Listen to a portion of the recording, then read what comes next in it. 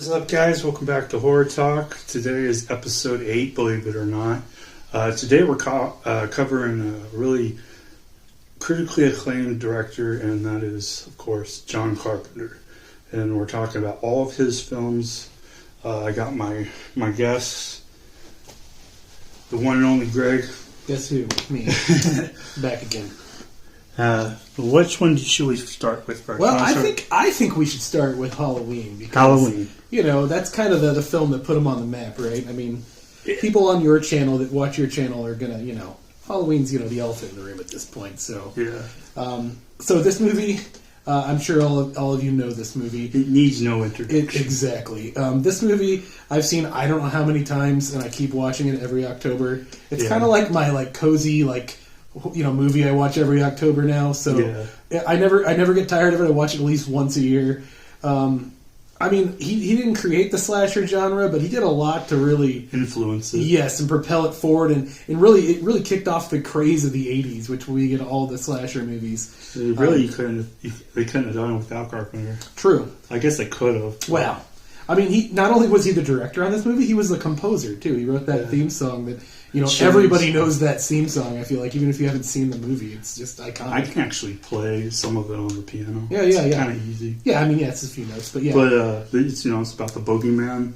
Yeah. He kills his sister on Halloween night, and then gets sent to Smith Grove Sanitarium, escapes on Hallows Eve, right? Yeah, on Halloween. Yeah, it's right for Halloween, and then just starts murdering babysitters. I mean, it was going to be called The Babysitter Murders originally. So there's that little piece of trivia for you, which would have been a fine title, actually. I mean, I think. I like it. It explains what the movie's about. So, I mean, I don't feel like we need to say too much more about this. I feel like everyone knows, a ton about this movie. PJ Souls. It's got PJ Souls. It's got Donald Pleasance. Donald Pleasance was a great casting choice for this movie. He is great in every scene he's in. I freaking love Donald Pleasance. So. Me too. Yeah. He was a war hero. Yeah. We won't get into that. That's another story. Yeah, that's his real life story, yeah. But that's Halloween. I mean, that's kind of the movie that I feel like started it for John Carpenter, really propelled him for. It was not by any means his first movie, but it was the one I think that really put him on the map. Yeah. Got him going got his career going.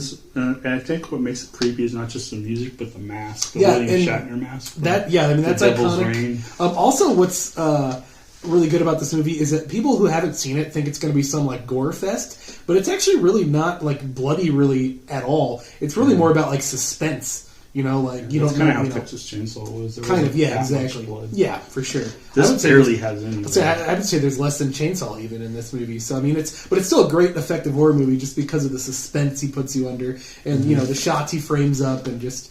Carpenter always wanted it to be supernatural. Yeah. Well, I mean, I guess it became supernatural in the later movies, but we're not going to talk about those. Yeah, he doesn't like to talk about any of them. This is just about an escaped mental patient slaying babysitters. Yeah.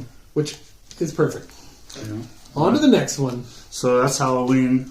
We highly recommend it. Oh, yeah. Does things the drive-in way, as Joe Bob would say. What we got next? The Fog? Yeah, we'll do The Fog. I mean, why not another Jamie Lee Curtis movie by John Carpenter? A lot of the cast of Halloween. True. It's got Tom Atkins, which, we're fans of Charles Tom Atkins. Cyphers. Yes, I think so, yeah. Adrienne Barbeau's in this one. So Annie, the girl that played Annie. Oh, yeah. She's in it. She is. So this is a fun movie. This one is supernatural, by the way. Yeah. Came out in 1980, so a couple of years after Halloween. It's about a coastal town. I think it's supposed to be in California, and it's basically a ghost story. It's about these pirate ghosts that roll in with the fog that takes over the town. Nice. It's a creepy. It's good atmosphere. It's a fun watch. Good cast. They're like dead pirates. Yeah, they're like pirate ghosts essentially. Kind of what Scooby-Doo did. Yeah, a little different though. They kind of I was just mention the South Park episode. Oh yeah, with Corn. Corn's groovy pirate ghost. That's just like groovy pirates. Yeah, they are. They're not as groovy. No. Still good fun. It's a ghost story. It's a fun watch. It's not too scary, I don't think. But this is another one suspense. It's more suspense thriller. Yeah, but it's got a hint of folklore. It does. Yeah, like I said, it's got that supernatural element of the pirate ghost coming back. Yeah, it says So what you can't see won't hurt you. no, It'll kill you. that's right. In the Fog. And that's The Fog. Like The Fog a lot. It's a good movie. Here's one. Why don't you Man, talk about okay. This is it's not necessarily a horror movie, but this is Still one of Carpenter. this is one of my favorite movies of all time. I grew up watching this movie. I've seen it probably like at least 50 times, if not more. And every time I rewatch it, I think it gets better. Like Pork it's just Chop Express. yeah. You got Jack. So this is Big Trouble in Little China, obviously. It's the story of Jack Burton here, and he's a truck driver, and his truck gets stolen in the middle of this Chinese gang war in San Francisco Chinatown, and he's got to go. All he wants to do is get his truck back, and he ends up in this crazy adventure where they go under Chinatown, and there's David Lopan, who's this ancient wizard who's trying to find a green-eyed girl to marry so he can become immortal. And it's just a lot. It's a martial arts movie. It's an action movie. It's great. Like It's a creature feature. It is a creature feature. There are some really cool creatures in this movie. The floating eyeball monster is really cool. It also has the three storms. That David Lopan has like these like henchmen essentially who are like supernatural. Raidens with big hats. Yes, well, because Raiden was apparently based off of this movie. Oh, really? Yeah, the design for Raiden in Mortal Kombat was based off the Three Storms in here, which those guys are really cool. I always liked watching those guys when I was like younger. I did not know that. Yeah, it was literally based on this movie. So like, yeah, this movie is, I can't recommend it enough. Like I said, this is one of my this is like top 5 favorite movies for me, I think. Yeah, it's a classic. And like I said, I watch it over and over again, and it keeps getting better. Like they were gonna remake it with Dwayne The Rock Johnson. Yeah, and which I'm glad they didn't. Me too. I would have watched it, but I probably wouldn't have liked it. So, or maybe I would. I don't know. I go to think it mind, got but like canned. you can't replace Kurt Russell with Jack Burton. He's really one of the best parts of that movie. Just his like one-liners and like just his like. Remember his character Henry Swanson? Oh yeah, when he was in the brothel. Yeah. He's dressing up as someone else to try to infiltrate the brothel because they thought that the girl they kidnapped was Didn't in he there. say like Henry Swanson's my name, danger's my game? I forget what he was like. I thought it was like something to do with like what he was like, some kind of like, I don't know, something to do with his work. I can't remember. I should know that because I've seen this movie so many times. But I just remember that Henry Swanson. Yeah. Character. Oh yeah. That was nerdy Kurt Russell. Yeah, nerdy with the tie. But no, yeah, this movie probably my favorite. This might sound controversial, but it's probably my favorite Carpenter movie because That's all right. it's one of my favorite movies of all time. So that's Big Trouble in Little China. Excellent. Yeah, I love it. Kurt Russell's amazing. I need to upgrade. You do. This one I got from a friend for free. Yeah. Well, there you go. Can't beat that, man. I would love to see it on Blu-ray though, to see what the transfer looks like. Yeah, that would be cool. That would, yeah. I mean, I've It's seen got this that guy movie. from Gremlins in it too. Yeah, he plays Egg Shen. That's the name of that character. He knows Chinese magic, and he's got to fight, David Lopan. Yeah. So With that Chinese is magic. Big Trouble in Little China, another classic from Carpenter. I love that movie so much. It's cool. Carpenter, he's still around and stuff. Yeah. And I think it would be cool if he came back and did directing, but he's more interested in music. So. Yeah. I mean, yeah. All right, next up, In the Mouth of Madness, starring Sam Neill. Sam Neill from This Jurassic is, Park. If Carpenter did Lovecraft. This is it's not a Lovecraft story per se. Yeah, it's but not. It's very much based on Lovecraft stories. Like the mythos. And this is one of the best adaptations of it's not, like I said, it's not a Lovecraft story, but it feels like a Lovecraft story, and it's one of the best movies I've seen that really takes on the Lovecraft genre, in my opinion. Hey. It's about perfect. It's really good. Hey, do you read Sutter Kane? Yes, Sutter Kane, yes. You gotta get the Sutter Kane, which is like the Stephen King in that universe, I guess. Yes, Sutter Kane. But, no, it's about... I don't even know, how can I really describe this movie briefly? It's a madhouse. It is a madhouse. I mean... You got David Warner in the beginning. Oh, yeah, David Warner is in that. I forgot about that. There's a couple other famous faces, but I always remember Sam Neill. Yeah, it's cool to see Sam Neill. Sam Neill's actually a really good actor. I don't think he gets the credit he deserves. Go crazy. I mean, that's what it is. It's a descent into madness, which a lot of H.P. Lovecraft stories involve, people's descent into madness because they see things beyond their comprehension, the great old ones and whatnot. So yeah, it's a perfect movie. Awesome. The creatures are really good in that movie. Mm-hmm. You know what also it has? It has the grandma from Happy Gilmore. Oh, yeah. I don't know that actor's name, but when I watched this movie the first time, she's like the hotel check-in lady, and I'm like, that's the grandma from Happy Gilmore. I always remember from that too. But yeah, this is in Mouth of Madness. Definitely highly recommend that. Yeah, I wouldn't be any good at explaining the plot, but it's definitely, if you like Lovecraft, give it a watch. Yeah, this is definitely got the Lovecraft vibe. For sure. And it told in a Carpenter way. So, moving on from that. What else we got? It's got a ton of movies that are great. Oh, Body Bags. I love Body Bags. So, as you can see, John Carpenter is actually in this movie. Yeah, he's also. like a crypt keeper. He's kind of like, so this is an anthology horror, Body Bags. What year did this come out? 90 or something like that? 91? Yeah, it was like... Early 90s, but anyway. 93. 93. I wasn't that far off. So, this is an anthology. I think it's 3 tales in there, and is it 3 or 4? I can't remember. I think there's 3. There's okay, yeah. The Gas Station. Yeah, which has Sam Raimi in it. Wes Craven. And Wes Craven, yeah. No, I think the Revenge of the Nerds guy. I don't remember. The main guy, I forgot his name. Yeah, I know you're talking about. I don't know. I think he's in it. I could be wrong. He just might have that face. Yeah. And then, the second one's The Hair. Yeah, so like I was saying, it's 3 different, it's an anthology, so it's 3 different stories.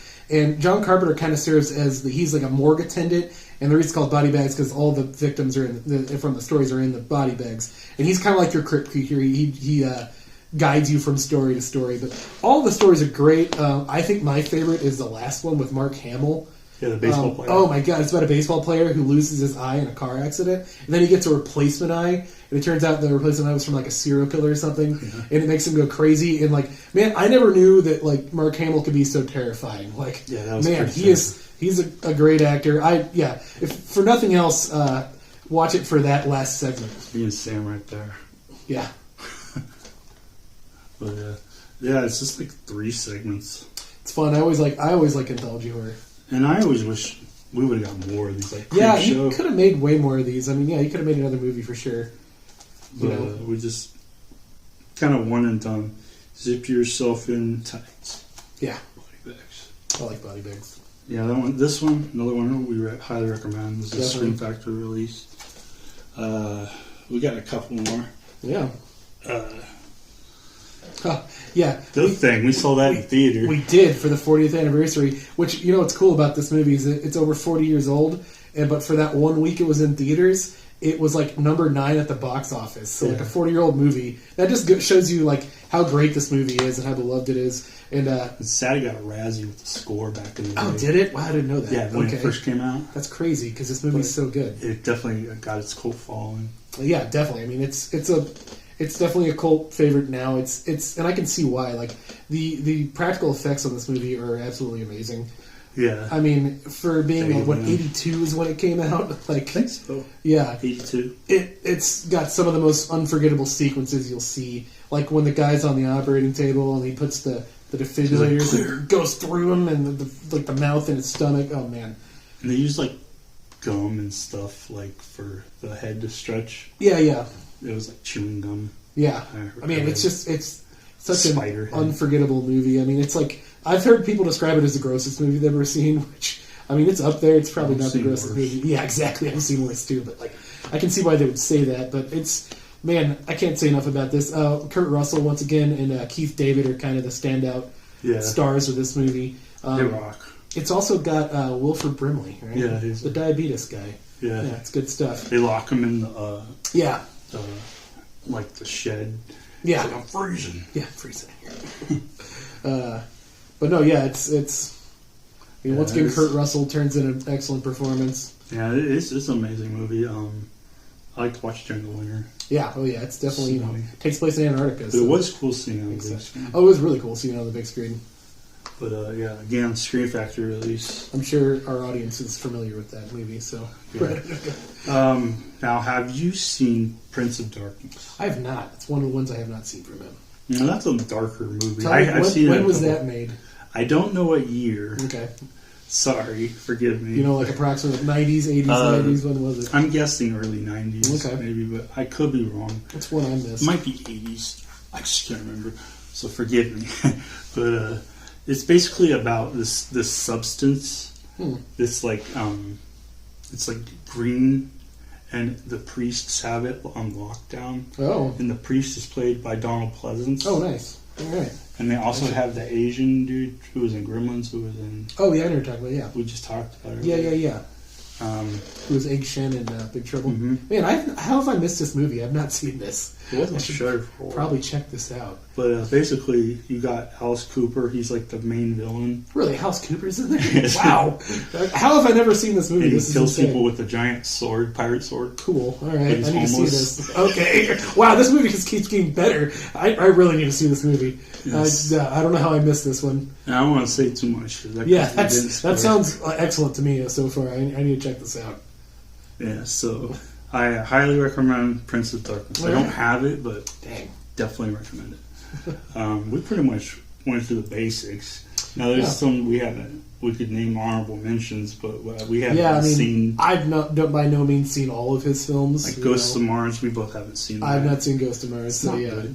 I mean, yeah, I've heard mixed reviews on it for sure. Then, what's the other one? There's like he has his first film, his student film, but you haven't seen that. I've seen it. They're basically like space truckers. Okay, yeah. Wasn't it like kind of like an Alien kind of? Because right after Alien by Ridley Scott came out, there were a bunch of movies that kind of copied it. It was kind of like an Alien copy. Yeah, which there were a ton. It's amazing to me how many of those Alien copy movies there were. Because you had like Contamination. You had what was the Galaxy of Terror by Roger Corman. Roger Corman. Yeah, Roger Corman produced that. You had so many. Larry Cohen probably did some too. I wouldn't doubt it. I mean, it seems right up his alley. And I actually met him one year. He was really that's nice. Cool. Yeah, he was selling the stuffed containers. Oh, nice. Yep. But we're talking about Carpenter, so... Yeah, not Larry Cohen. That's a different video. Is there any other Carpenter movies we'd interest? I mean, I think I covered all my favorite ones. I mean, those I'm trying to think if there's anything else that he did that I had... Oh, They Live. They Live. I have that movie. I have that movie, but I don't feel like going to get it. Okay. Well, we can talk about it. But definitely, you got to talk about this. I mean, it's got, Roddy Piper and Keith David in the longest, street fight it's like in film history. It goes on forever, and it's so great. That movie... it's an important movie. It's kind of, relevant, but... It is, and it's just a really good movie. It's excellent. I mean, it's about, a drifter, played by Roddy Piper, who stumbles upon some sunglasses, and it lets him see the truth with what's happening in society, which is we've been taken over by aliens. Not everyone's an alien, but a lot of them are, and they're kind of our overlords, and they want us to, it's a they're like in power. Yeah, they run the whole world essentially, and they want people to keep consuming and just be obedient, consumers essentially. Yeah, and so it's a riff on it's a what's the word? Satire, not a satire. It's a look at consumer culture. It's like when you put the glasses on, you can see the truth signs. So yeah, and the money will say, "God, this is God." Or, yeah. So I mean, it's consumer. It's a play on consumer culture. It's really good. It's got it's got some very iconic lines to it that I'm sure you may have heard before, like I came here to do two things, kick ass and chew bubble gum, and I'm all out of bubble gum. That's the one everyone knows. Me and my brother always liked, Mama don't like no tattletales. That's right. That's a good one. My favorite line in that movie is when he first gets the glasses on, and he's in that store, and he's talking to two people, and one of them is the alien, and the other one's just a normal person, and he goes, you're okay. You're real fucking ugly. That's my favorite part of it. The one I like, I already said my favorite line. Yeah. But they have this one game based sort of around this called Heart versus the Space. Yeah, that was a part of that. NES. Yeah, the original NES, which that game was really difficult, and me playing that as a kid, I could never get past that first. Yeah, time. I feel like most people couldn't. That game was needlessly difficult. But yeah, because you do get glasses in that movie, in that game. Bart has shades to see. He has shades so he can see who the aliens are. So that was definitely a play on They Live. Yeah, I would say. But we had to mention that one. I have my DVD packed away. I knew you had that movie. I'm surprised we didn't grab it. But can't. This video would have been a mess if we not mentioned They Live. I mean, that's. Yeah. I figured Carpenter would have. That was a good one to cover for directors, because we were talking about doing the directors. For sure. I mean, he's one of horror's best directors. Just good director in general. Though. Good musician. And a musician. Yep. He kind of defies genres as a director. He kind of directs a little bit of everything. Yeah. So. And he's one of a kind. Definitely. But I think we covered them all, up to basics. Yeah, tell us if we missed anything in the comments. Yeah. What's your favorite Carpenter film? Let us know. Yeah, and don't forget to like and subscribe, and I will see you in the next one.